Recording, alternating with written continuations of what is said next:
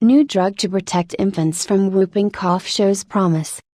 San Diego, a potential new drug might protect infants from whooping cough in their first few months of life, before they can be vaccinated, early research suggests.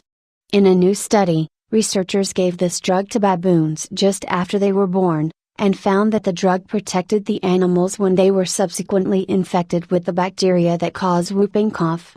The study was presented here Thursday, October 5, at an infectious disease conference called ID Week 2017. 27 devastating infectious diseases. Human infants are most vulnerable to whooping cough during their first 2 months of life, when they are too young to get the whooping cough vaccine.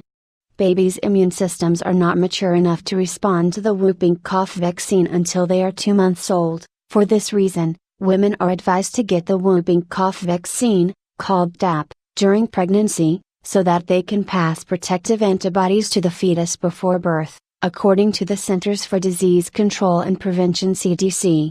But not all pregnant mothers get the whooping cough vaccine. Among U.S. women who gave birth between fall 2015 and spring 2016, less than half, 49%, received the recommended vaccine, according to the CDC. It's hard to get 100% of all mothers vaccinated, said Jennifer Maynard, an associate professor in the Department of Chemical Engineering at the University of Texas at Austin, and lead author of the new study. A potential solution to this problem would be to give infants a drug as soon as they are born that would protect them against whooping cough. Maynard and her colleagues investigated such a drug in their study. The drug contains an antibody, an immune system protein that binds to harmful pathogens to stop infection. In this case, the antibody, called Hu1b7, binds to the toxin produced by whooping cough bacteria and renders the toxin harmless. It's essentially giving you instant immunity, as if the baby has been fully vaccinated, Maynard told Live Science. In the new study, the researchers gave Hu1b7 to 7 baboons a few days after they were born, and compared them with another 7 baboons who did not receive Hu1b7.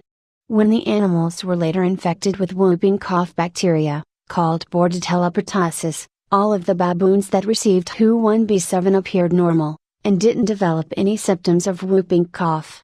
In contrast, the baboons that did not receive Hu1b7 got sick, and 4 had to be euthanized, Maynard said. The study was funded in part by Synthetic Biologics, a biotechnology company that is developing the drug with Hu1b7. The study was also funded by the Bill and Melinda Gates Foundation and the U.S. National Institutes of Health. Unlike a vaccine, Hu1b7 antibodies don't provide long-term protection. The antibodies are degraded and cleared from the body after a limited amount of time, Maynard said. The Hu1b7 drug has a half-life of about 25 days in people, meaning that about half of the drug is cleared from the body in that time. But Maynard and colleagues have engineered a slightly different version of Hu1b7 that doesn't degrade as quickly.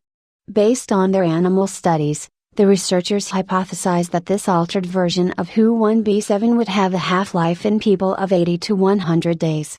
If this turns out to be true, then you could give one dose and it could really protect infants for that whole period during which babies are most susceptible, Maynard said. The next step is to conduct a trial in humans to see if the findings from the animal studies hold true in people. Synthetic Biologics has an orphan drug designation for its drug, which allows the company to move forward more quickly with the human trial, Maynard said. An earlier study by Synthetic Biologics also found that Hu1b7, combined with a second antibody called Hu11E6, was effective at treating Bordetella pertussis infection in baboons. The company is considering the possibility of testing the drug for prevention or treatment of whooping cough.